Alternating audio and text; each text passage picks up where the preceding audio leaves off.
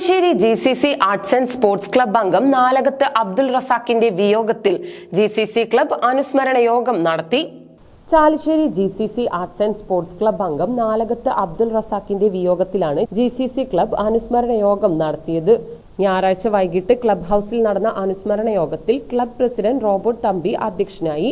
ആദ്യകാല അംഗങ്ങളായ ബോസ് ചാലിശ്ശേരി, തമ്പി അരിമ്പൂർ, രക്ഷാധികാരി Babu Nasar, Basheer modern, CV Manikandan Johnson, CV Shabu master, Naushad Mukkutta, treasurer TM Basheer, AM Iqbal, Jiju Jacob എന്നിവർ അനുസ്മരണ യോഗത്തിൽ സംസാരിച്ചു.